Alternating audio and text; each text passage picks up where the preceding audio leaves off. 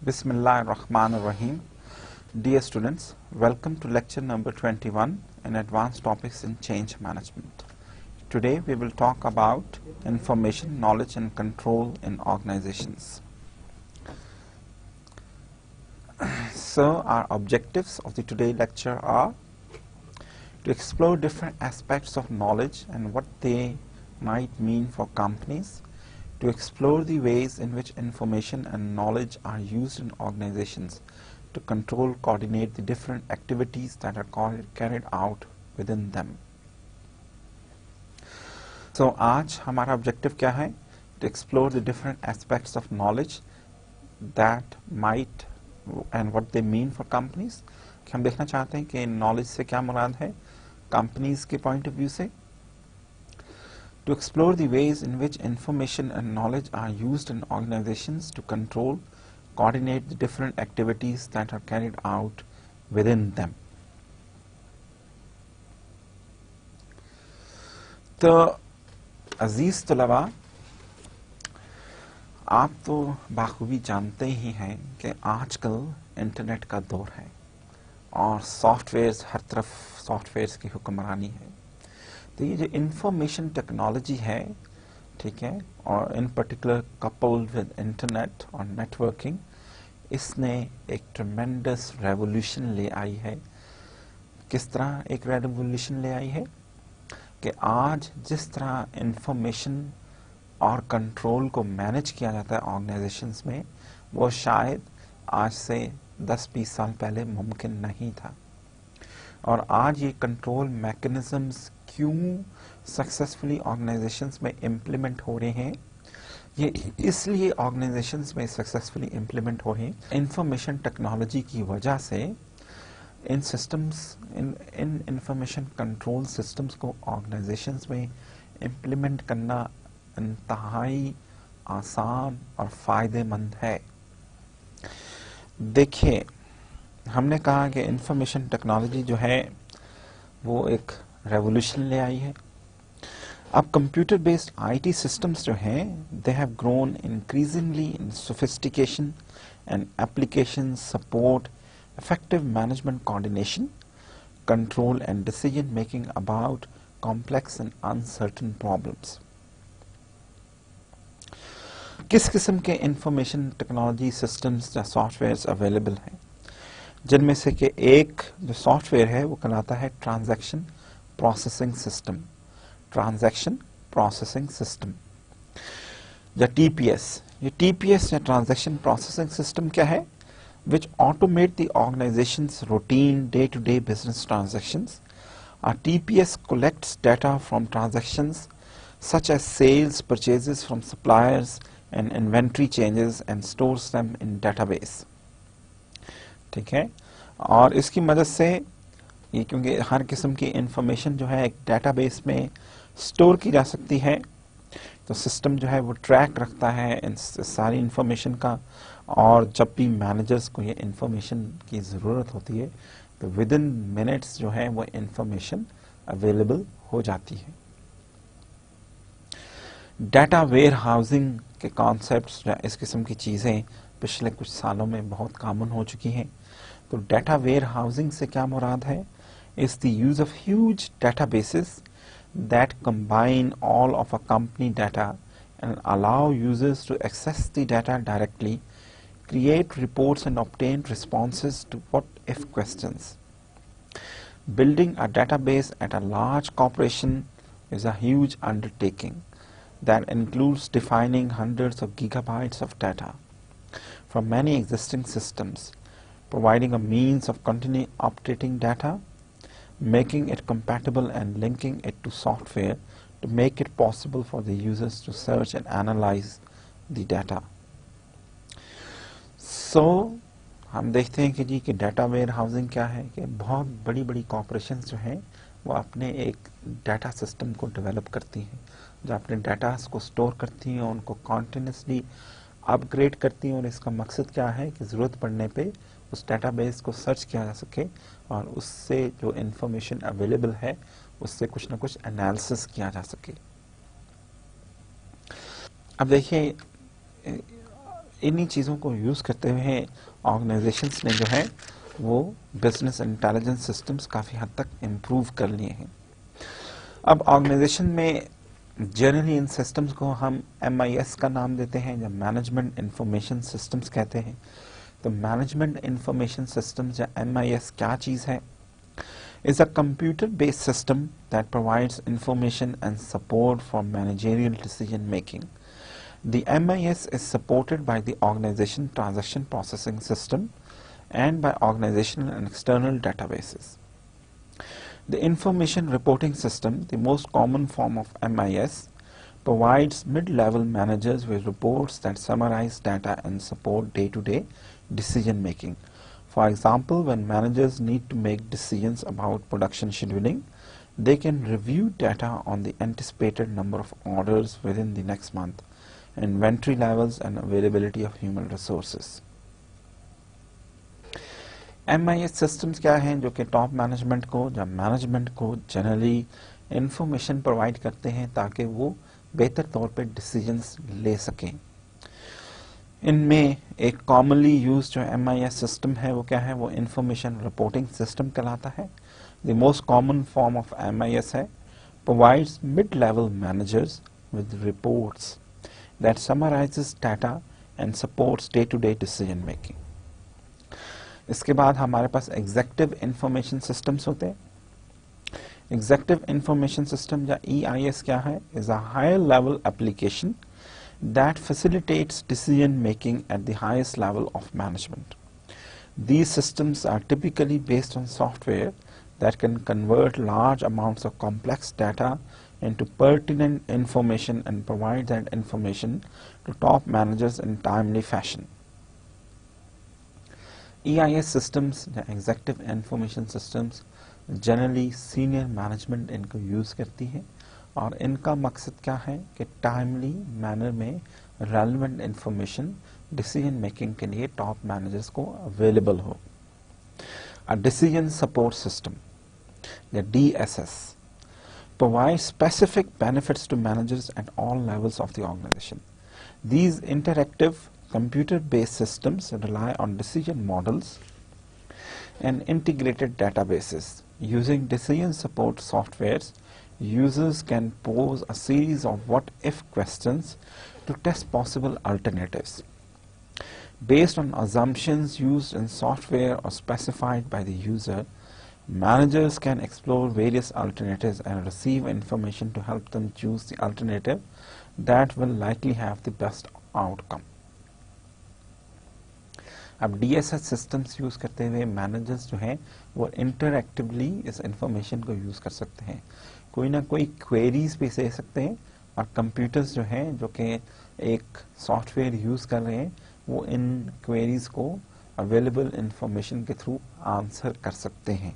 ठीक है, देखिए हमने क्या बात की है कि फी ज़माना इंफॉर्मेशन टेक्नोलॉजी की वजह से जो कंट्रोल मैकेनिज्म्स हैं या इंफॉर्मेशन मैनेजमेंट सिस्टम्स हैं वो बहुत हद तक चेंज हो चुके हैं, जो कंप्यूटराइज्ड हो चुके हैं और इंटरनल या इंफॉर्मेशन टेक्नोलॉजी और सॉफ्टवेयर्स के कॉम्बिनेशन की मदद से हमने कहा कि मैनेजमेंट इंफॉर्मेशन सिस्टम्स अवेलेबल हैं जो कि middle level managers, senior managers को डिसीजन मेकिंग में हेल्प आउट कर सकते हैं and then again they are decision support systems भी अवेलेबल होते हैं। ठीक है,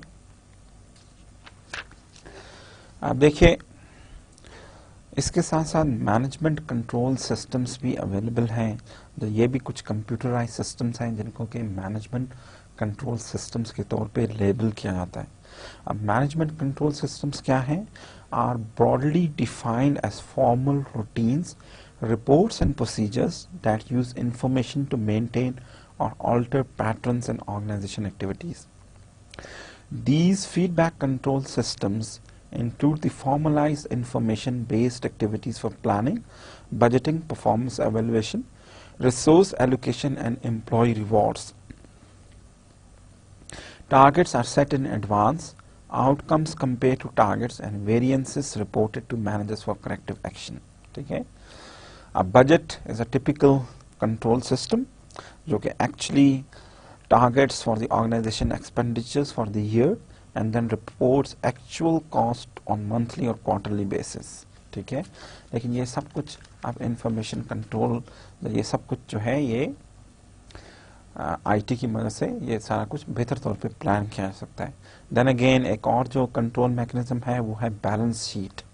बैलेंस शीट क्या है? Shows a firm financial position with respect to assets and liabilities at a specific point in time. An income statement, sometimes called profit and loss statement, summarizes the company financial performance for a given time interval. Managers also use periodical statistical reports to evaluate and monitor non-financial performance, such as customer satisfaction, employ performance और rate of staff turnover, ठीक है। देखें कि ये कुछ control mechanisms हैं, like budgets जो हैं वो हमें ये इंडिकेशन देते हैं कि आपने जो बजट प्लान किया है और एक्चुअल कॉस्ट क्या इनकर हो रही है, जो एक्चुअल एक्सपेंडिचर क्या है। फाइनेंशियल स्टेटमेंट जो है वो भी एक कंट्रोल मैकेनिज्म है। प्रॉफिट एंड लॉस स्टेटमेंट जो है वो भी एक कंट्रोल मैकेनिज्म है। नॉन फाइनेंशियल इन्फॉर्मेशन को देखने के लिए मैनेजर्स जो हैं स्टैटिस्टिकल और बहुत सारी रिपोर्ट्स अवेलेबल होती हैं, like for example customer satisfaction के पॉइंट ऑफ व्यू से, ठीक है, एम्प्लॉय टर्नओवर के पॉइंट ऑफ व्यू से एब्सेंस डाटा अवेलेबल होता है, जो कि जो है वो जो मैनेजर्स हैं उनको कॉन्टिन्यूसली रिव्यू कर सकते हैं, ठीक है। दुनिया की बड़ी बड़ी companies like eBay, oracle, Verizon, general electric और माइक्रोसॉफ्ट जो हैं उन्होंने कुछ इस तरह के सॉफ्टवेयर्स डेवलप किए हैं जिसकी वजह से वो बहुत नॉन फाइनेंशियल फाइनेंशियल डाटा जो है उसको ट्रैक कर सकते हैं, और इनको जनरली वो कहते हैं एग्जेक्टिव डैशबोर्ड्स। एग्जेक्टिव डैशबोर्ड्स क्या हैं?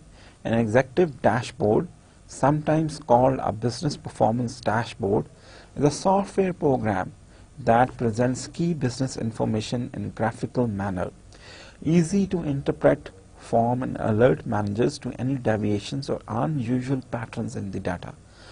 Dashboards pull data from a variety of organization systems and database, gauge the data set against key performance matrices, and pull out the right nuggets of information to deliver the managers.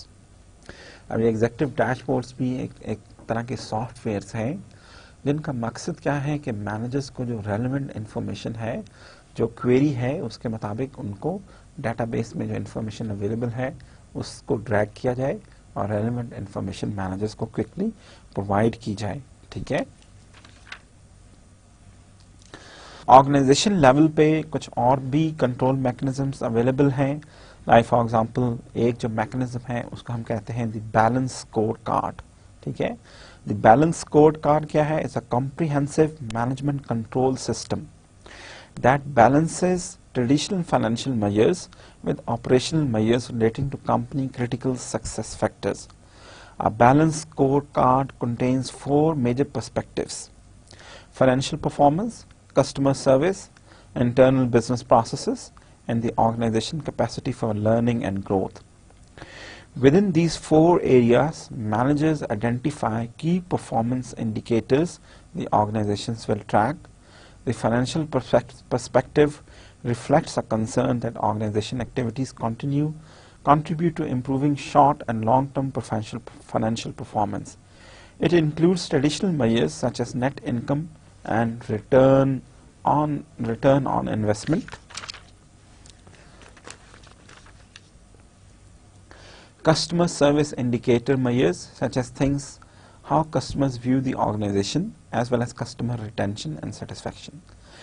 Business process indicators focus on production and operating statistics such as order fulfillment and cost per order. The final component looks at organization potential for learning and growth, focusing on how well resources and human capital are being managed, ठीक है। तो balance score card एक और mechanism है जिसके through organisations जो हैं वो अपनी परफॉर्मेंस को मेजर करती हैं या कंट्रोल को इम्प्लीमेंट करती हैं। तो जनरली बैलेंस स्कोर कार्ड के 4 हिस्से हैं, ठीक है। Financial, internal business processes, learning and growth and customers. Financial क्या है? जो कि फाइनेंशियल एस्पेक्ट्स को लुक आफ्टर करता है, ठीक है। Do actions contribute to better financial performance और not. Internal business processes. Do work processes generate value for customers and shareholders? Example, order fulfilment time पे हो रही है, कॉस्ट पर ऑर्डर क्या है? कस्टमर्स सेटिस्फाइड है या नहीं, कस्टमर्स का रिएक्शन क्या है, और how they view the organization. Learning and growth. Are we learning और are we ready to grow and change as we progress. Then हम देखते हैं कि ऑर्गेनाइजेशन को कंट्रोल करने के लिए मैनेजर्स जो हैं स्ट्रैटेजिक मैप्स भी डेवलप करते हैं, या स्ट्रैटेजिक मैप्स भी डेवलप होते हैं. और स्ट्रैटेजी मैप क्या है? Strategy map provides a visual representation of key drivers of organization success and shows how specific outcomes in each area are linked. The strategy map is a powerful way for managers to see the cause and effect relationship among various performance matrices. The simplified strategy map illustrates the 4 key areas that contribute to firm long-term success: learning and growth, internal processes, customer service and financial performance.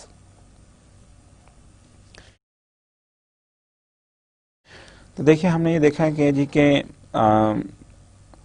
जो हैं different control mechanisms जो हैं organisations develop करती हैं. अब देखिए, इसके साथ साथ जो है ये मैकेनिज्म्स जो हैं इनके 2 ऑब्जेक्टिव्स हो सकते हैं. जहाँ तो ये बिहेवियरल बेस्ड हो सकते हैं, या आउटकम बेस्ड हो सकते हैं. बिहेवियरल बेस्ड क्या होते हैं कि यहाँ पे जो है ऑर्गेनाइजेशन ना सिर्फ टास्क अचीवमेंट या जो टारगेट्स हैं उनको अचीव करने पे तो फोकस करती ही है, लेकिन the way the targets are achieved, क्या वो एथिकल तरीक़ेकार इख्तियार किया गया है या नहीं, या एथिक्स को मद्देनज़र रखा गया है या नहीं, या बिजनेस की जो डिमांड्स हैं या बिजनेस के जो SOPs हैं उनको फॉलो किया गया है या नहीं, उस पर भी एम्फसिस होता है. The behavioral control is generally based on managers' observation of employee actions to see whether the individuals follow the desired procedures and performs tasks as interested. Do people get to work on time? Do they stay focused on their task or spend a lot of time socializing with colleagues? Do they dress appropriately? Do they perform their jobs according to established methods? तो ये सारी चीज़ें monitor की जाती हैं. जबकि outcome control क्या है? जहाँ पे हमें एंड रिजल्ट से कंसर्न है. The way the project is done और the way the work is done is generally doesn't bothers the management. Outcome control is based on monitoring and rewarding results, and managers might pay little attention on how these results are obtained. तो dear students, अभी हमने थोड़ा सा basically जो terminology है उससे हमने familiarise किया आपको. जब हमने थोड़ा सा उसका टेक्नोलॉजी जो बेसिक जो टर्मिनोलॉजी है कंट्रोल और इंफॉर्मेशन कंट्रोल या नॉलेज कंट्रोल में, उसका हमने थोड़ा सा जायजा लिया. और जो हमने एक इम्पॉर्टेंट बात की है वो क्या है कि हमने ये बात की है कि ये देखिए कि ये जो इंफॉर्मेशन टेक्नोलॉजी है, जो कंप्यूटर सिस्टम्स हैं और जो सॉफ्टवेयर्स हैं, उनकी वजह से ये मैनेजमेंट कंट्रोल सिस्टम्स जो हैं ये बड़ी हद तक इम्प्रूव हो चुके हैं. और ट्रांजैक्शन प्रोसेसिंग से लेके business intelligence, MIS systems, executive decision making systems, decision support systems, executive dashboards, different type of softwares हैं जो कि अवेलेबल हैं ताकि मैनेजर्स इंफॉर्मेशन और कंट्रोल को बेहतर तौर पे मैनेज कर सकें.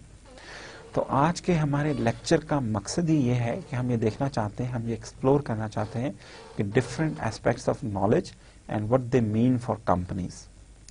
To explore the ways in which information and knowledge are used in organisations to control coordinate the different activities that are carried out within them. अब देखिए, ऑर्गेनाइजेशंस में नॉलेज कैसे डेवलप किया जा सकता है. अगर आप अपने राइट हैंड साइड पे स्लाइड को देखें तो आपको एक डायग्राम नजर आएगी जो कि इस प्रोसेस को डायग्रामेटिकली प्रेजेंट कर रही है. ठीक है, कि ऑर्गेनाइजेशंस में नॉलेज को डेवलप किस तरह किया जा सकता है. ठीक है, देखिए, एक्सपीरियंस्ड एम्प्लॉयज हैं, ये बेसिकली एक लूप है. एम्प्लॉयज एक्सपीरियंस गेन करते हैं, अपना टेक्सिट उस एक्सपीरियंस की बेस पे दे हैव सम टेक्सिट नॉलेज. इस नॉलेज को ऑर्गेनाइजेशंस जो हैं वो कोडिफाइड करने की कोशिश करती हैं या शेयर करने की कोशिश करती हैं. और इस कोडिफाइड नॉलेज के के बाद systemize, the knowledge is codified and then systemized into work routines. Then it is diffused within the organization and internalized. And then again it's a loop which is a continuous ongoing process. Basically tacit knowledge क्या होता है कि employees के अंदर लाए करता, ये knowledge जो है ये किताबों में लाए नहीं करता, ये नॉलेज जो है एसओपीज में लाए नहीं करता, ठीक है, ये ट्रेडिशनल नॉलेज नहीं है, ये टैक्सेड नॉलेज है जो कि एम्प्लॉइज अपने एक्सपीरियंस से गेन करते हैं, ठीक है। ये किस किस्म का नॉलेज है? टैक्सेड नॉलेज जो कि एम्प्लॉइज ने अपने एक्सपीरियंस से गेन किया होता है और अपने एक्सपीरियंस की बेस पे, अपने तजर्बे की बेस पे वो इस बेहतर पोजीशन पे होते हैं कि कस्टमर्स को क्या जवाब देना है, कस्टमर्स के साथ किस तरह इंटरेक्ट करना है, एक मशीन को किस तरह बेहतर तौर पे चलाना है, ठीक है। वो ये सब कुछ अपने एक्सपीरियंस की बेस पे उन्होंने गेन किया होता है और इसको हम कहते हैं टैक्सेड नॉलेज जो कि एम्प्लॉइज के अंदर लाया करता है, जो कि किसी बुक में, किसी मैनुअल में, किसी शेड्यूल में नहीं लिखा हुआ। अब ऑर्गेनाइजेशंस कोशिश करती हैं कि इस टैक्सेड नॉलेज को कैप्चर किया जाए और इसको कैप्चर करके कोडिफाई किया जाए, इसको रूल्स एंड रेगुलेशंस की शक्ल दी जाए और फिर इसको शेयर किया जाए और इसको सिस्टमैटिकली ऑर्गेनाइजेशंस रूटीन्स का हिस्सा बनाया जाए और फिर इसको डिफ्यूज किया जाए within the larger organisation और देन इट बिकम्स इंटरनलाइज्ड और part of the codified knowledge. An example of tacit knowledge: Wind of Change, Revise, Harland and Wolff, a shipbuilder. David, the sales manager, and Robert Cooper, the chief executive, are credited with turning things around at the firm since 1990s.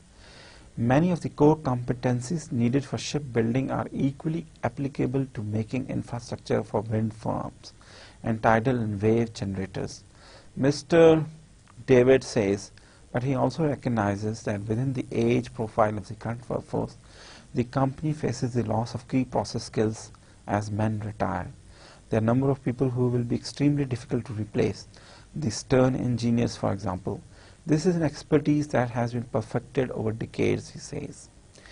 तो ये example की मदद से हम आपको बताने की कोशिश कर रहे हैं कि टैक्सेड नॉलेज क्या है।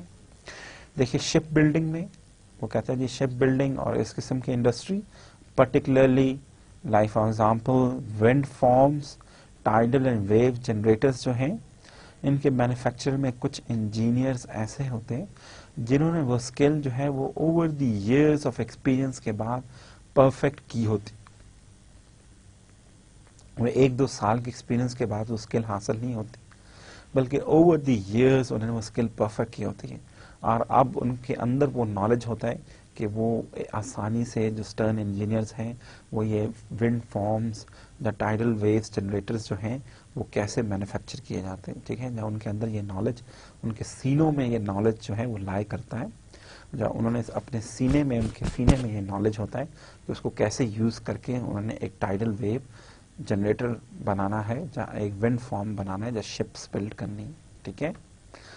अब वो कहते हैं जी कि जब ये बहुत सारे जो सीनियर इंजीनियर्स जो हैं जब वो रिटायर हो जाएंगे तो it's naturally going to create problem for the company, how to replace these expert engineers, ठीक है, क्योंकि इन्होंने ये skill over the years acquire की है। कुछ क्वेश्चंस जो कि हमारे जहन में नेचुरली आते हैं वो क्या हो सकते हैं? Could the skills of stern engineers be कॉडिफाइड?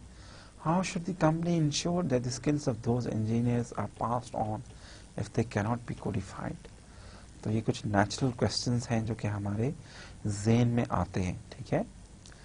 और वो क्या है कि क्या ये जो स्किल्स हैं इन इंजीनियर्स की, इनको कोडिफाई किया जा सकता है, और अगर कोडिफाई नहीं किया जा सकता तो फिर ये इंजीनियर्स की स्किल एक जनरेशन से नेक्स्ट जनरेशन में ऑफ इंजीनियर्स को कैसे पास ऑन की जा सकती है। तो इसके लिए ऑर्गेनाइजेशंस क्या करती है, अगर वो उसको कोई पेपर पे उसको शेप नहीं दे सकती या कोडिफाई नहीं कर सकती या रिटन फॉर्म नहीं उस नॉलेज को क्रिएट कर सकती, तो then they have apprenticeship schemes, जहाँ पे एक जूनियर इंजीनियर जो है या एक नया इंजीनियर जो है या एक फ्रेश यूनिवर्सिटी ग्रेजुएट जो है वो एक्सपीरियंस इंजीनियर के साथ काम करता है वो द नंबर ऑफ ईयर्स, और जब वो एक नंबर ऑफ ईयर्स या एक टाइम स्केल के लिहाज से एक पर्टिकुलर नंबर ऑफ ईयर्स तक एक सीनियर इंजीनियर के साथ काम कर चुकता है, तो फिर उसको ऑटोमेटिकली ये स्किल्स आ जाती हैं। जब ये स्किल्स उस सीनियर इंजीनियर से सीख लेता है, इसलिए बहुत सारी इंडस्ट्रीज में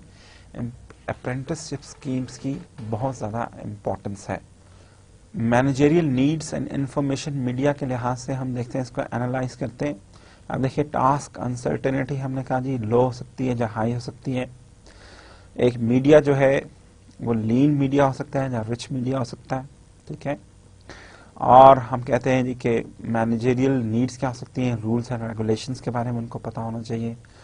formal information systems and databases, planning, direct contact, group meetings, ठीक है। एक मैनेजर के रूल्स क्या हो सकते हैं, या तो वो रूल्स एंड रेगुलेशंस की इंटरप्रिटेशन करता है, फॉर्मल इंफॉर्मेशन सिस्टम्स या डेटाबेसेस यूज करता है, प्लानिंग कर सकता है, डायरेक्ट कॉन्टैक्ट होता है उसका लेबर के साथ, ग्रुप मीटिंग्स कंडक्ट कर सकता है। तो जहां टास्क अनसर्टेनिटी लो हो और लीन जो मीडिया है वो भी लीन हो, तो provides explicit data to address well defined problems, ठीक है। यहाँ पे ये जो सॉफ्टवेयर्स हैं, जहाँ जो कंट्रोल मैकेनिज्म्स हैं, वो एक्सप्लिसिट डाटा प्रोवाइड करते हैं कि वेल डिफाइंड प्रॉब्लम्स को कैसे हैंडल किया जा सकता है। रूल्स या रेगुलेशंस में वो चीज़ें जो हैं, उन प्रॉब्लम्स का हल जो है वो वेल डिफाइंड होता है, ठीक है। या रूल्स एंड रेगुलेशंस में या डेटाबेसेस की मदद से वो चीज़ें वेल डिफाइंड होती हैं, ठीक है। लेकिन इसके बरक्स जहाँ पे टास्क अनसर्टेनिटी भी हाई हो और मीडिया भी रिच हो, तो वहाँ पे managers need lot of clarifications, agreement about ambiguous issues, and what next questions are need to be decided or what questions to ask. An example of need for rules and regulations, British petroleum की example लेके हम इस चीज को समझने की कोशिश करते हैं। The important lesson after the recent explosion on one of the rigs in the Gulf of Mexico for the company is not that a few individuals made an error of judgment, but that BP did not have the systems in place to prevent it. The inquiry reveals that it had no standard procedures for how a negative pressure test should be conducted, how the results should be interpreted, or what should be done if the test was a failure. Without such guidelines, staff were left to make critical decisions on their own. With the well running 43 days behind schedule and Transocean charging $533,000 a day for the rig, everyone involved would have been conscious of the rising cost. BP could have run another test to see if the well was secure, but opted not to, saving in short term about $118,000. But it cost them a lot when the well exploded, and there was a lot of pollution in Gulf of Mexico as a result. Okay.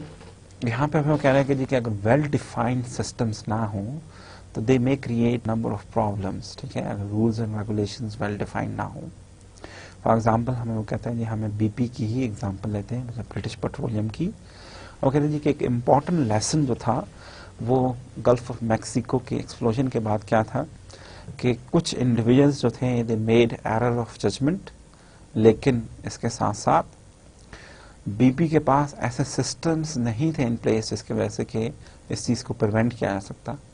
The inquiry reveals that it had no standard procedures for how a negative pressure test should be conducted, how the results should be interpreted, or what should be done if the test was a failure. Without such guidelines, staff were left to make critical decisions on their own. With the well running 43 days behind schedule and Transocean charging $533 a day for the rig, everyone involved would have been conscious of the rising cost. BP could have run further tests, but because there was no standardized operating procedures, or there was no mechanism to control or to regulate those tests, they decided to save the cost, or they decided to run no more tests, which ultimately cost them a fortune. So what can be some of the questions which we need to think about? Does this proposal, that is the BP should have more routines in place in form of regulations, overlook the uncertainty associated with drilling for oil in such deep waters? If so, should different proposals be made? So we need to think about them, how to handle these sort of problems, or the management in British Petroleum need to think about it, how to handle such problems in future. Let's say information and control के point of view से या information amount increases, हम देखते हैं जी कि let's say आप अगर अपने राइट हैंड साइड पे देखें तो you seeing another diagram which is basically जो कि टास्क वैरायटी जो है उस डायग्राम में आइदर ऑन एक्सेस जो है वो लो हो सकती है या हाई हो सकती है, और अगर टास्क वैरायटी लो हो तो you need less amount of information, अगर टास्क वैरायटी हाई हो। आपको राइट हैंड साइड पे एक स्लाइड नज़र आ रही है जिसमें एक्स एक्सिस पे टास्क वैरायटी है। टास्क वैरायटी लो हो सकती है या हाई हो सकती है, और जैसे जैसे टास्क वैरायटी हाई होती है तो the amount of information you need increases to make any decision. अब देखिए on Y axis increasing info richness,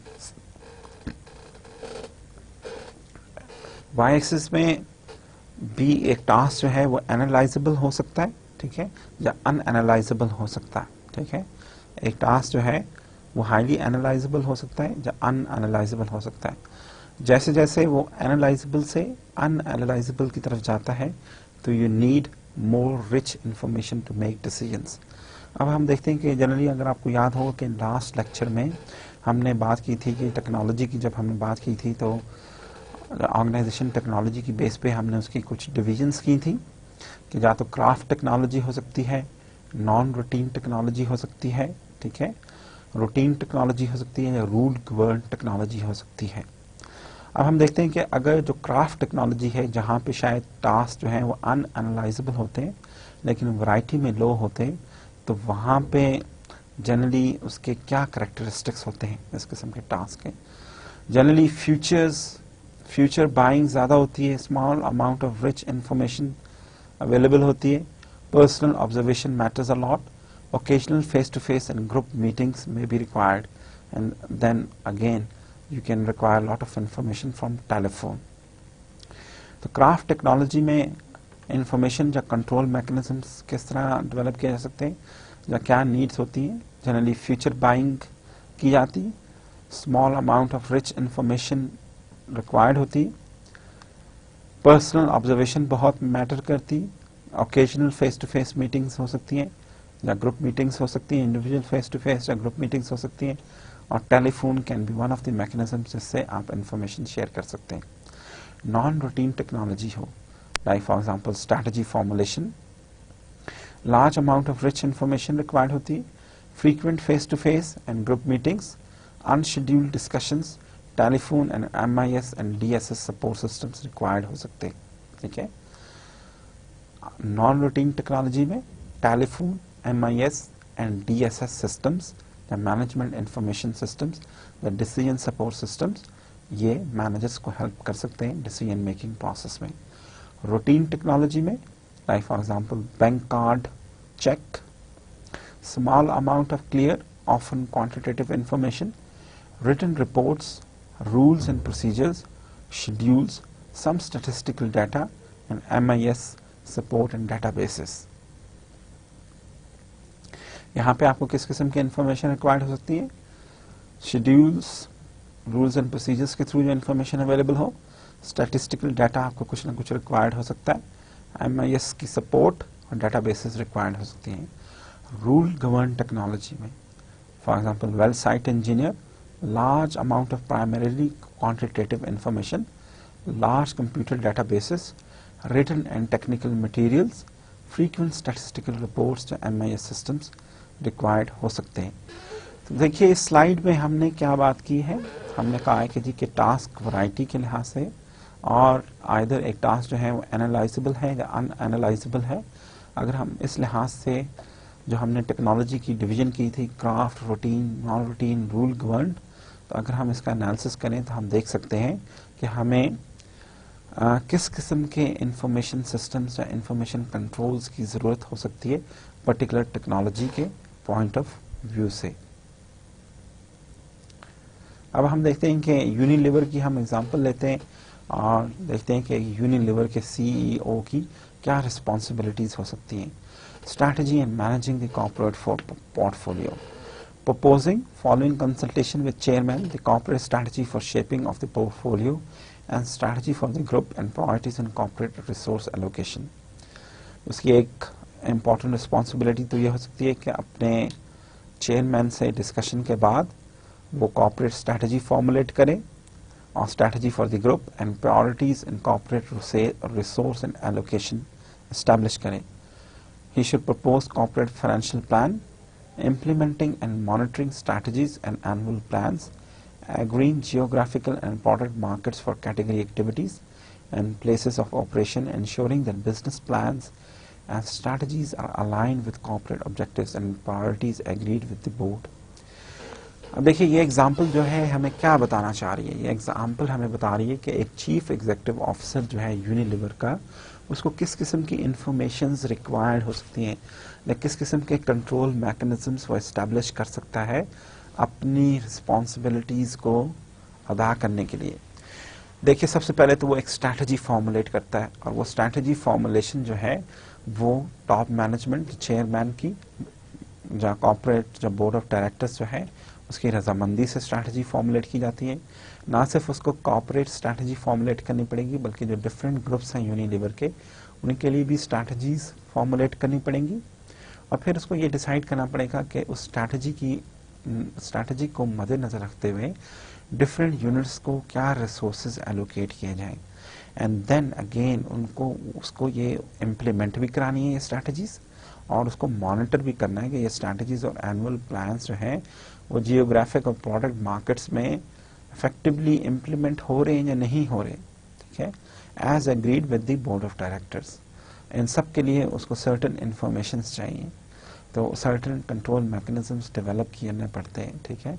तो शायद वो उसके लिए उसको डीएसएस सिस्टम्स चाहिए, एमआईएस सिस्टम्स चाहिए, या किस तरह से कंट्रोल मैकेनिज्म्स डेवलप करेगा वो, तो ये उसकी रिस्पॉन्सिबिलिटी है कि वो सोचे या ये सिस्टम्स इम्प्लीमेंट करे यूनिलीवर में।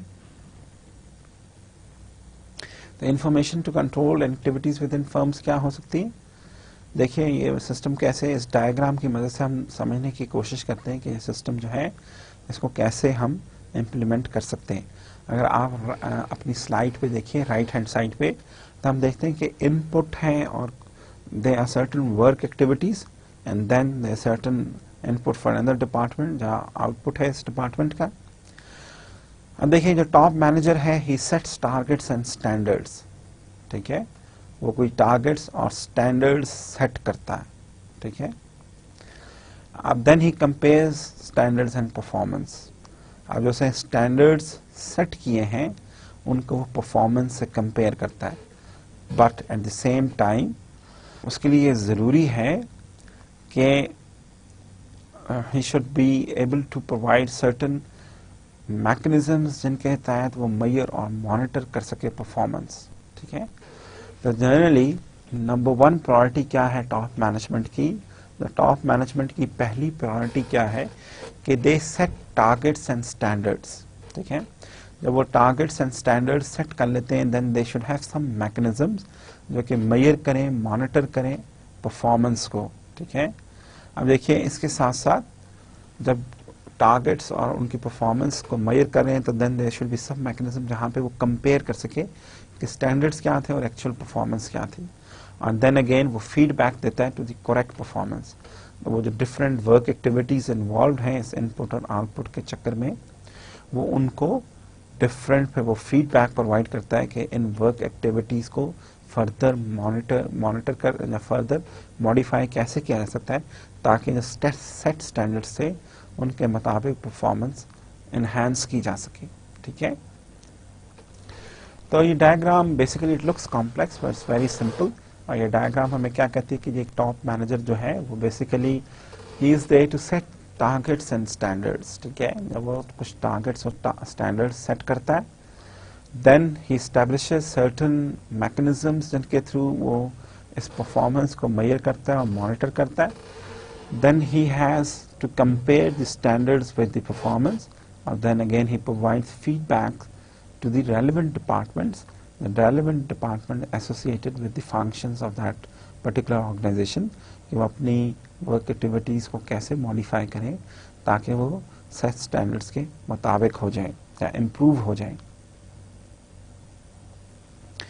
फॉर्मल मैनेजमेंट कंट्रोल सिस्टम्स क्या हैं, ठीक है, सिस्टम और उसमें क्या कंटेंट्स हो सकते हैं। फॉर एग्जांपल बजट एक फॉर्मल मैनेजमेंट कंट्रोल सिस्टम है, और बजट का मकसद क्या है, जिसका उसमें डाटा किस किस्म का होता है, फाइनेंशियल डाटा अवेलेबल होता है। जो फाइनेंशियल डाटा से रिलेटेड जितनी इंफॉर्मेशन जो है वो बजट के थ्रू कंट्रोल किया जाता है उसको। Statistical reports non financial data provide करती हैं, जैसे कि एब्सेंस से रिलेटेड, एम्प्लॉय टर्नओवर से रिलेटेड, एम्प्लॉय सिकनेस रिकॉर्ड, ठीक है, ये सारा जो है ये सब कुछ स्टैटिस्टिकल रिपोर्ट्स जो है इनसे डील करती है। बट जनरली ये जो डाटा है ये नॉन फाइनेंशियल डाटा होता है, या कस्टमर सेटिस्फैक्शन से रिलेटेड डाटा जो है this will be termed as non financial data, लेकिन ये स्टैटिस्टिकल रिपोर्ट्स कहलाते हैं। Performance appraisal evaluation on the basis of goals, goals क्या थे और क्या वो मीट हुए या नहीं, उनकी बेसिस पे परफॉर्मेंस अप्रेज की जाती है। Standard operating procedures SOPs follow की जाती हैं या नहीं, ये क्या होती है, बेसिकली ये rules and regulations and policies होती हैं जो आपने डिवाइस की होती हैं कि एक प्रोसीजर्स क्या हैं, किस तरह काम को किया जाएगा, क्या रिटन किस तरह उनको डिफाइन किया गया है प्रोसेसेस को, और उनको किस तरह वर्कर्स से एक्सपेक्ट किया जाता है कि उनको वो परफॉर्म करेगा। तो इनको हम कहते हैं स्टैंडर्ड ऑपरेटिंग प्रोसीजर्स, ठीक है। तो generally formal management control systems क्या है, बजट एक डॉक्यूमेंट है जिसके थ्रू जो मैनेजर्स हैं वो फाइनेंशियल डाटा को मॉनिटर करते हैं, ठीक है। देन स्टैटिस्टिकल रिपोर्ट्स हैं, परफॉर्मेंस अप्रेजल है, स्टैंडर्ड ऑपरेटिंग प्रोसीजर्स हैं कि क्या स्टैंडर्ड ऑपरेटिंग प्रोसीजर्स जो हैं वो फॉलो किए जा रहे हैं या नहीं किए जा रहे, ठीक है।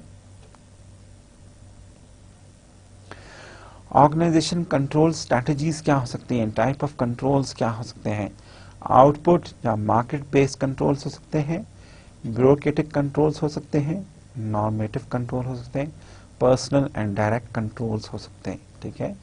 अब देखिए हम ये समझने की कोशिश करते हैं कि ये कंट्रोल्स क्या हैं, ठीक है, और इनके कैरेक्टरिस्टिक्स क्या हैं, और फिर रिक्वायरमेंट्स क्या हैं, ठीक है। अब देखिए हमने कहा जी कि output market based control mechanisms हो सकते हैं, ब्यूरोक्रेटिक मैकेनिज्म्स हो सकते हैं, नॉर्मेटिव हो सकते हैं, पर्सनल एंड डायरेक्ट हो सकते हैं। तो इनके कैरेक्टरिस्टिक्स क्या हैं इन कंट्रोल सिस्टम्स के, अगर अपनी स्लाइड पे आप गौर करें तो बिहेवियरल कंट्रोल जो है वो आउटपुट, हमने कहा था ना बिहेवियरल कंट्रोल हो सकता है, ठीक है, ठीक है, आउटपुट बेस्ड कंट्रोल हो सकता है। तो अगर हम बिहेवियरल कंट्रोल की बात करें तो आउटपुट या मार्केट बेस्ड जो सिस्टम है कंट्रोल का उसमें बिहेवियर पे ज्यादा एम्फेसिस नहीं होता। The way you perform your task is none of the concern of the management, ठीक है। मैनेजमेंट इस चीज से कंसर्न नहीं होती कि आप टास्क को किस तरह परफॉर्म कर रहे हैं, आप अपने टारगेट्स किस तरह अचीव कर रहे हैं, ठीक है।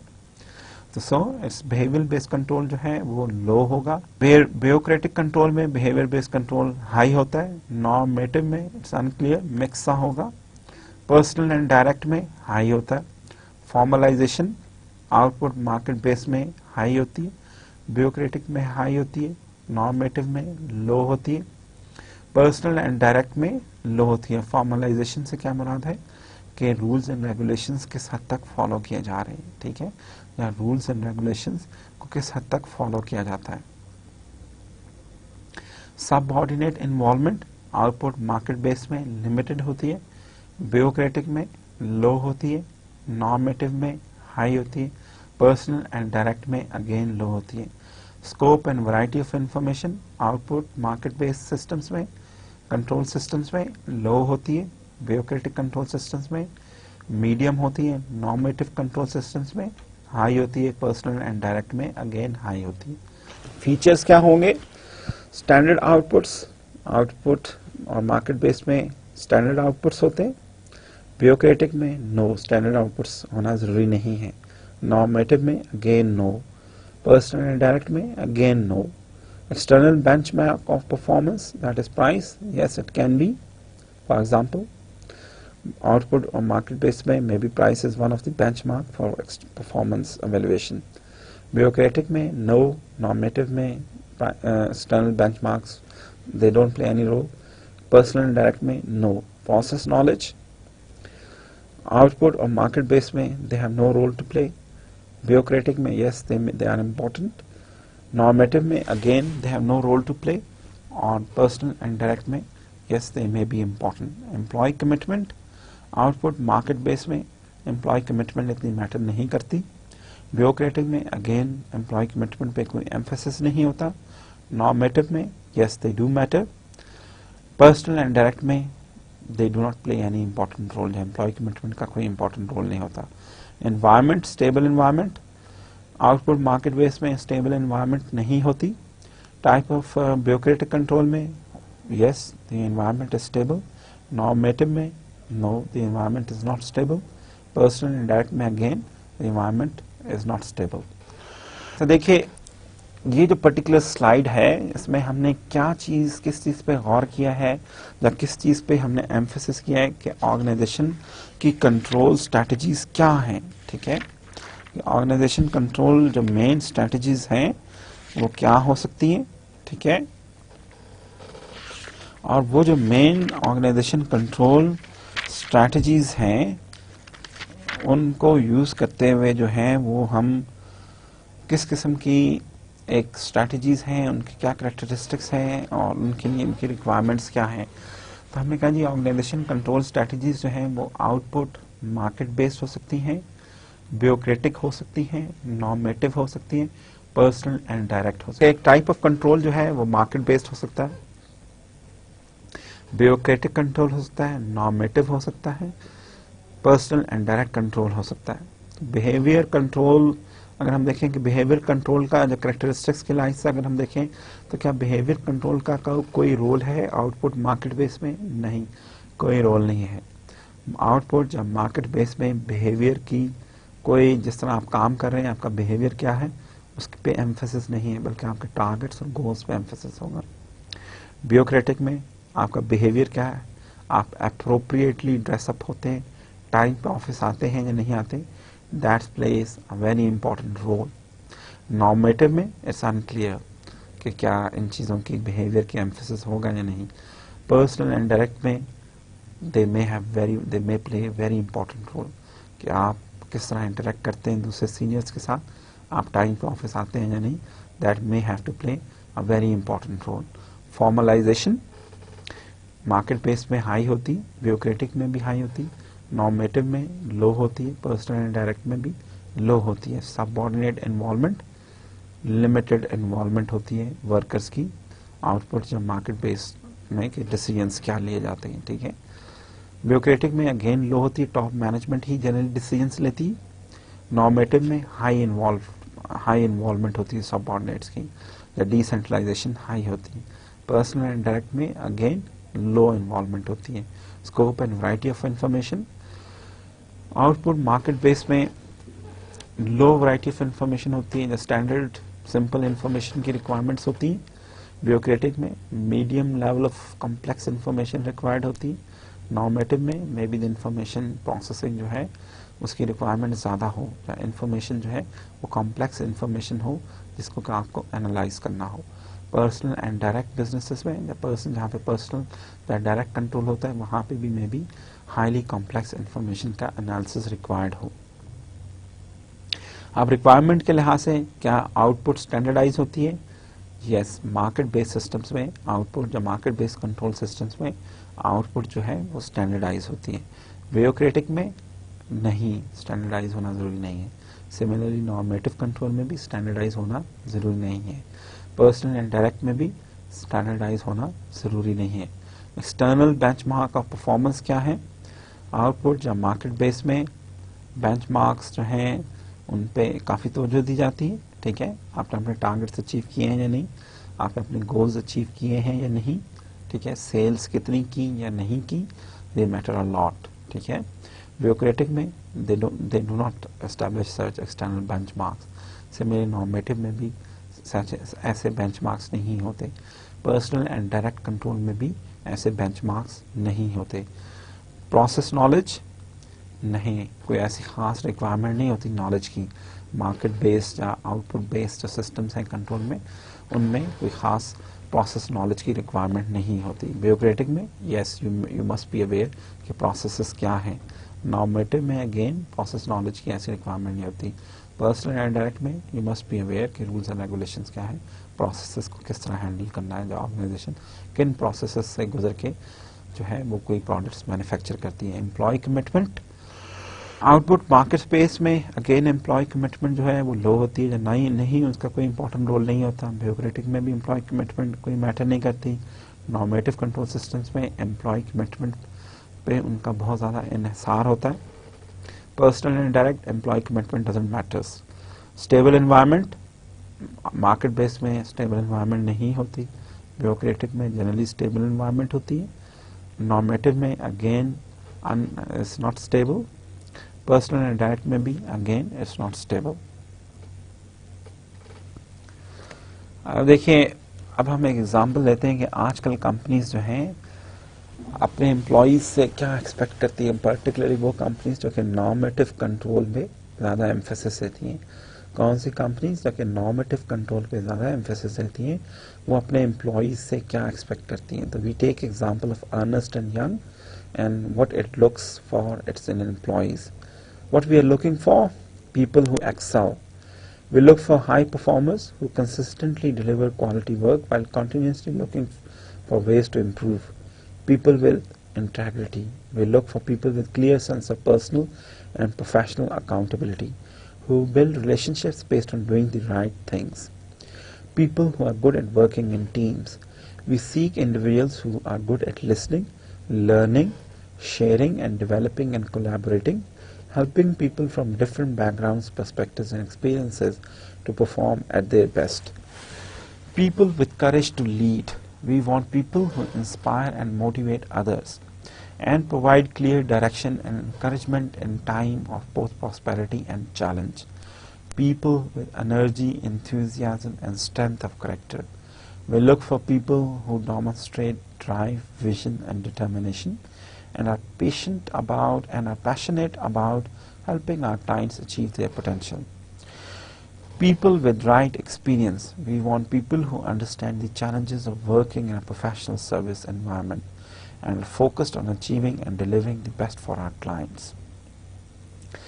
देखिए, यहाँ पे एक नॉर्मेटिव कंट्रोल एनवायरनमेंट की बात हो रही है, जहाँ हमें बताया जा रहा है कि एक कंपनी जो कि नॉर्मेटिव कंट्रोल पे एम्फेसिस देती है, तो उसको किस किस्म के ह्यूमन रिसोर्स की ज़रूरत है, तो वो किस किस्म के लोगों को रिक्रूट करना पसंद करती है। पीपल हु एक्सेल, जो कि क्वालिटी काम कर सकते हैं। People with professional integrity. People who are good at working in teams. People who have courage to lead. People with energy, enthusiasm and strength of character. People with the right experience. And then we take another example, Tesco. For example, Tesco's corporate purchasing. Gas, tills, lorries, carrier bags. If we need to buy goods and services which we do not resell to customers, corporate purchasing is where it happens. And for a business our size, that's quite some shopping list. Even this part of our business is focused purely on customers. That's because we use a system to track down every penny we have saved, allowing us to reinvest this money back into product quality and price cuts. Or to put it another way, our role is to help Tesco get cheaper by spending around 2.8 billion every year. तो ये उनके corporate planning के या corporate टेस्को corporate purchasing के कुछ examples हैं, या उनका ऑब्जेक्टिव क्या है। ठीक है, अब ये याद रखिए और फिर देखिए कि what sort of people they need. ठीक है, टेस्को कॉर्पोरेट परचेजिंग के क्या ऑब्जेक्टिव्स हैं। कहते जी कि टेस्को कॉर्पोरेट परचेजिंग है बेसिकली क्या चीज़ें परचेज करते हैं। May be they purchase gas, tills, lorries and carrier bags. We need to buy goods and services which we do not resell to customers. Corporate purchasing is where it happens, and for our business of our size, that's quite some shopping list. Even in this part of business, is focused purely on customers. That's because we use a system to track down every penny we have saved, allowing us to reinvest this money back into product quality and price cuts. Or to put it another way, our role is to help Tesco get cheaper by spending around 2.8 billion every year. Tesco corporate purchasing too. So what sort of people they look for, or what sort of people they want to recruit, ठीक है? अगर वो किस किस्म का control mechanism जो है उसकी ह्यूमन रिसोर्स रिक्वायरमेंट्स क्या हैं, who we look for. As a buyer, you will help to develop and manage the supply of whatever area of our business you will be working in. More than that, you will make sure we deliver excellent customer service by building relationships at all levels. That means working closely with other departments, developing product ranges and maintaining a sustainable supply base. It's obviously important we meet financial targets as well as our customer expectations. You will also develop supplier strategies and objectives, setting specific targets and boosting our performance through the buying plan. What you will need to be a good negotiator, customer focused and possess strong communication skills. On top of all that, you will need to adapt at supplier management with solid grasp of how to analyze management information. Of course, purchasing experience will be great, but we are more interested in you and your influencing and business skills, as well as your desire to succeed in business that constantly moves forwards. So आपको की अपनी कुछ requirements हैं. वो कहते हैं अगर आप कॉर्पोरेट परचेजर के तौर पे एज अ बायर आप वर्क करना चाहते हैं तो आप में क्या खूबियाँ होनी चाहिए कि as a buyer you will be helping them to develop and manage the supply of whatever area of business you are working. ठीक है, कहते हैं कि आप में मैनेजमेंट इंफॉर्मेशन स्किल्स होनी चाहिए. जब मैनेजमेंट इंफॉर्मेशन सिस्टम्स पे काम करने का आपको स्ट्रॉन्ग एक्सपीरियंस होना चाहिए, जब आपके स्किल्स होने चाहिए. You should be a good negotiator, customer focused and strong communication skills, and you should be able to influence, you should have good influencing and business skills. ठीक है. अब हम एक और एग्जांपल लेते हैं. Let's say a mortgage advisor, generally their salary basic 20k over the counter. On targets earning, that is what you might expect to get if you are very good, 30 to 35k. A major mortgage brokerage dealing with new build sector currently seeks an experienced mortgage advisor to provide mortgage advice to their clients. Role profile: develop and build relationships with new and existing clients. Field-based role, working to set targets. Skills required: 2-year estate agency based on new homes. Confident, assertive, and strong client management skills. And excellent packages on offer, including basic 20k, depending on experience, over the counter earning 40k uncapped. Questions. So what are the questions you can think about by looking into these examples? What form of controls are Ernst & Young likely to use? What form of controls are likely to be used in corporate purchasing division of Tesco? What forms of control are likely to be used by the mortgage company? What might these form of controls may be appropriate in these cases? So for you need to think about कि ये 3 scenarios जो आपने देखे हैं इनके point of view से आप देखें कि यहाँ पे किस किस्म के कंट्रोल मैकेनिज्म्स डेवलप किए जा सकते हैं. Basically you need to think, you need to go back and think again with respect to, हमने कहा था कि जी कि क्या आउटपुट जब market based controls Ernst and Young use करेगी, टेस्को आउटपुट जब मार्केट बेस्ड कंट्रोल यूज करने चाहिए, ब्यूरोक्रेटिक कंट्रोल्स यूज करने चाहिए उसको, नॉर्मेटिव कंट्रोल्स यूज करने चाहिए, या personal and direct control use करने चाहिए. क्या मॉर्गेज फर्म को personal and direct control use करने चाहिए, क्या टेस्को को नॉर्मेटिव कंट्रोल्स यूज करने चाहिए, या अर्नेस्ट एंड यंग को नॉर्मेटिव कंट्रोल्स यूज करने चाहिए. This is an exercise for you to think about. But we can see के जी के ऑर्गेनाइजेशनल कॉन्टिजेंसीज क्या हो सकती हैं और कंट्रोल सिस्टम डिजाइंस क्या हो सकते हैं. ठीक है, हम एक एग्जांपल देखते हैं, बाद में आप उन 3 एग्जांपल्स को गौर से देखें और फिर देखें कि आपके ख्याल में उन 3 सिनेरियोस में कौन से कंट्रोल सिस्टम्स ज़्यादा इफेक्टिव हो सकते हैं. फॉर एग्जाम्पल अगर हम ऑर्गेनाइजेशन कॉन्टीजेंसीज की बात करें और फिर हम कंट्रोल सिस्टम डिज़ाइन की बात करें, तो हम कहते हैं कि जो रूटीन टेक्नोलॉजी हो, स्टेबल एनवायरनमेंट हो, लार्ज साइज हो, तो शायद ब्यूरोक्रेटिक कंट्रोल जो है वो एक बेस्ट कंट्रोल सिस्टम है। सम नॉर्मेटिव कंट्रोल भी हो सकता है possible in certain areas, that is top management and R&D, but overall bureaucratic control जो है वो इस किस्म की अगर कॉन्टीजेंसीज हैं लाइक रूटीन टेक्नोलॉजी या इस किस्म के करेक्टरिस्टिक्स हैं ऑर्गेनाइजेशन के, like they are based on routine technology, there is a stable environment and large size, so maybe bureaucratic control is the best way to control such an organization. Again, अगर non routine technology है, unstable environment है, small size है और matrix structure है, तो maybe the normative control is the best way to manage such a company. Maybe you need some bureaucratic control for routine departments. If the outputs are standardised, price based competition है, decomposable organisation है, तो profit centres and market control होना चाहिए. ठीक है, bureaucratic और normative control with in, generally direct control होना चाहिए. Profit centres and market control होना चाहिए और ब्यूरोक्रेटिक और normative control with in these centres exist कर सकता है. तो कंक्लूजन्स क्या है हमारे आज के इस लेक्चर के? The different forms that organizations can take pose different challenges for managing organization managers within organization. Work activities can be controlled, coordinated in different ways. The most appropriate way or ways of controlling those activities will depend upon organization objectives. तो देखिए आज हमने क्या बात की है. आज हमने सबसे पहले तो ये बात की है इस पर्टिकुलर लेक्चर में इंफॉर्मेशन एंड कंट्रोल के पॉइंट ऑफ व्यू से कि देखिए अब जो इंफॉर्मेशन जो है, जो कंट्रोल मैकेनिज्म्स हैं ऑर्गेनाइजेशंस में, they have become very sensitive and very advanced. For example जो इंफॉर्मेशन कंट्रोल, जो इंफॉर्मेशन टेक्नोलॉजी में जो एडवांसमेंट है, जो सॉफ्टवेयर्स में जो एडवांसमेंट है, उसकी वजह से बहुत सारे सोफिस्टिकेटेड सॉफ्टवेयर टूल्स अवेलेबल हैं.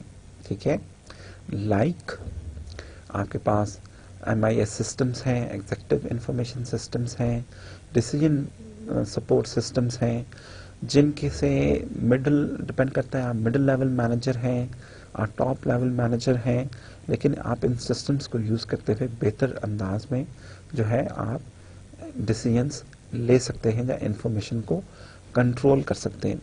अब देखिए इसके साथ साथ अब बहुत सारे जो ऑर्गेनाइजेशंस हैं वो जो हैं वो इंतहाई लेटेस्ट टेक्नोलॉजी यूज़ कर रहे हैं इंफॉर्मेशन को कंट्रोल करने के लिए और अपनी ऑर्गेनाइजेशंस को भी मैनेज करने के लिए या कंट्रोल करने के लिए. वो क्या है? फॉर एग्जांपल आप देखिए कि अब इंट्रानेट्स यूज़ हो रहे हैं, नेटवर्किंग की जाती है या इंट्रानेट्स यूज़ किए जाते हैं, software like web 2.0 tools use किए जाते हैं. ये IT एप्लीकेशंस हैं बेसिकली वेब 2.0 और applications such as web services, group blogs, wikis and social networkings जो हैं वो इस टेक्नोलॉजी पे बेस करती हैं. ये सेकंड जनरेशन इंटरनेट टेक्नोलॉजीज और also generally refer to as web 2.0 web services. ये web services refer to a variety of software that makes it easier for people to exchange information and conduct business transactions via the internet. A blog is a running web blog that allows individuals to post opinions and ideas about anything from work projects and processes to weather and dating relationships. Similarly, a wiki is similar to blog and uses softwares to create a website that allows people to create, share and edit content through a browser-based interface. Rather than sharing opinion ideas as with a blog, wikis are free form, allowing people to edit opinions or allowing people to edit what they find on the site and add content. Social networking, also referred to as social media or generated content, is an extension of blogs and wikis. Social networking allows people to interact in an online community, share personal data and photos, produce and share all sort of information and opinions. ठीक है, तो अब बहुत सारी organisations जो हैं ये latest बी टेक्नोलॉजीज लाइक वेब 2.0 टेक्नोलॉजीज और इंट्रानेट्स डेवलप कर रही हैं इंफॉर्मेशन को कंट्रोल करने के लिए और अपने डिफरेंट प्रोसेसेस को या वर्क एक्टिविटीज़ को कंट्रोल करने के लिए। तो देखिए ये एग्जांपल देने का, जब वेब 2.0 या ये सोशल नेटवर्क्स जो हैं, इनकी एग्जांपल देने का मकसद क्या है? इनकी एग्जांपल देने का मकसद ये है कि आपको अवेयर किया जाए कि अब बहुत सारी जो लेटेस्ट ऑर्गेनाइजेशंस हैं, जो बहुत सारी जो बड़ी बड़ी ऑर्गेनाइजेशंस हैं, लाइक फॉर एग्जांपल फेसबुक है, माई स्पेस है, जेपी मॉर्गन है, डाउ केमिकल्स हैं, लॉकहीड मार्टिन है, इस किस्म की बड़ी बड़ी ऑर्गेनाइजेशंस जो हैं ये लेटेस्ट टेक्नोलॉजीज भी यूज़ कर रही हैं, ठीक है। और हमने एक केस भी पढ़ा था, अगर आपको याद हो, हमने cognitive solutions Indian IT sector जो है उसके बारे में हमने एक केस भी पढ़ा था, जहां हमने देखा था कि इंडियन कंपनीज भी जो है वो ये लेटेस्ट टेक्नोलॉजी यूज़ कर रही हैं अपने क्लाइंट से कोऑर्डिनेट करने के लिए, अपने बिजनेस प्रोसेसेस को कंट्रोल करने के लिए, ठीक है। तो हम देखते हैं कि बहुत सारी ऑर्गेनाइजेशंस जो हैं ये लेटेस्ट टेक्नोलॉजीज जो हैं ये अब यूज़ कर रही हैं। इसी तरह बहुत सारे और सॉफ्टवेयर्स अवेलेबल हैं, एंटरप्राइज रिसोर्स प्लानिंग सॉफ्टवेयर्स कहलाते हैं, ठीक है। और enterprise resource planning softwares basically क्या हैं? These enterprise resource planning systems collect, process and provide information about a company enterprise, including order processing, product design, purchasing, inventory, manufacturing, distribution, human resources, receipts of payments, and forecasting of future demand. ERP systems can be expensive and difficult to implement, but when employed successfully, an ERP system can serve as a backbone for an entire organization by integrating and optimizing all the various business processes across the entire firm. तो और जो advancement and systems में वो ERP systems भी available हैं, ठीक है। ये रिसोर्स सिस्टम्स हैं जो कि ऑर्गेनाइजेशन लेवल पे एम्प्लॉय किए जाते हैं और ऑर्गेनाइजेशन की हर एक्टिविटी को कोऑर्डिनेट करते हैं, और उससे रिलेटेड डिसीजन जो है वो मैनेजर्स को, उससे रिलेटेड जो इन्फॉर्मेशन है उन सिस्टम से through, like for example purchase function हो गया, डिज़ाइन फंक्शन हो गया, HR फंक्शन हो गया, इन्वेंट्री होगी, मैन्युफैक्चरिंग, डिस्ट्रीब्यूशन, हर एस्पेक्ट जो है ऑर्गेनाइजेशन का उससे रिलेटेड इन्फॉर्मेशन को एक कोऑर्डिनेटेड मैनर में मैनेजर्स को प्रोवाइड करते हैं ये सिस्टम्स, ताकि मैनेजर्स जो हैं बेहतर तौर पे अपनी ऑर्गेनाइजेशन को रन कर सकें, ठीक है। तो आज के इस पर्टिकुलर जो हमारा लेसन था उसके ऑब्जेक्टिव क्या थे? हम देखना चाहते थे कि ऑर्गेनाइजेशंस जो हैं वो अपनी जो इंफॉर्मेशन है और जो नॉलेज है उसको अपनी ऑर्गेनाइजेशंस में किस तरह कंट्रोल करती हैं, ठीक है। तो पहले हम देखा था कि ऑर्गेनाइजेशंस में जहाँ फॉर्मल रूल्स एंड रेगुलेशंस होते हैं वहाँ पे बहुत सारी जो इन्फॉर्मेशन है वो टैक्सिट इन्फॉर्मेशन भी होती है, जो कि ऑर्गेनाइजेशन में जो एम्प्लॉयज़ हैं उनके सीने में एग्जिस्ट करती है वो इन्फॉर्मेशन, ठीक है, जब वो उनके अंदर होती है। और इस इन्फॉर्मेशन को कैप्चर करना is very difficult, though do organisations they do try to codify such information, ठीक है। और इसको अगर कोडिफाई ना किया जा सके तो फिर अप्रेंटिसशिप प्रोग्राम्स के थ्रू जो जूनियर इंजीनियर्स होते हैं, जो जूनियर एम्प्लॉयज़ होते हैं, उनको किसी सीनियर एम्प्लॉय के साथ अटैच किया जाता है ताकि वो अपने तजर्बे और मुशाहिदे से उस काम को सीख ले, ठीक है, उस काम में महारत हासिल कर ले, ठीक है।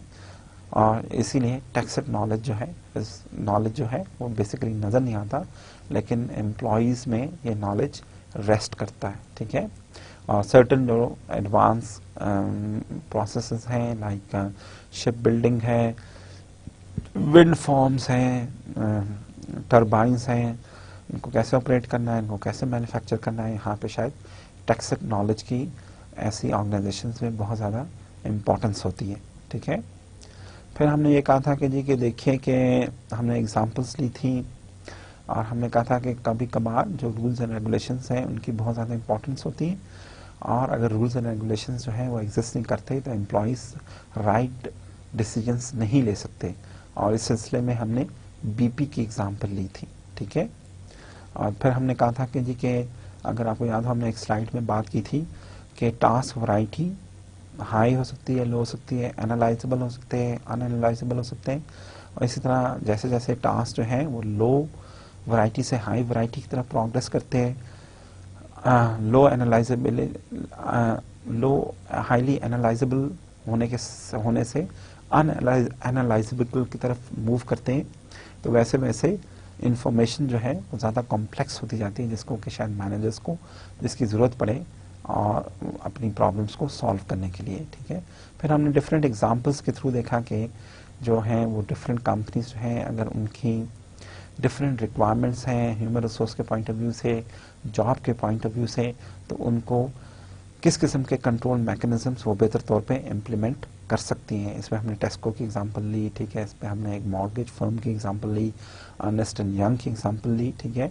तो आज की इस लेक्चर का मकसद यही था कि आपको थोड़ा सी एक आपकी अवेयरनेस इंक्रीज की जाए कि नॉलेज को कैप्चर ऑर्गेनाइजेशंस किस तरह करती हैं, पर्टिकुलरली टेक्स्ट नॉलेज की ऑर्गेनाइजेशंस के लिए क्या इंपॉर्टेंस है, और फिर डिफरेंट कंट्रोल मैकेनिज्म्स, किस किस्म के डिफरेंट कंट्रोल मैकेनिज्म्स जो हैं वो ऑर्गेनाइजेशंस में इम्प्लीमेंट किए जाते हैं।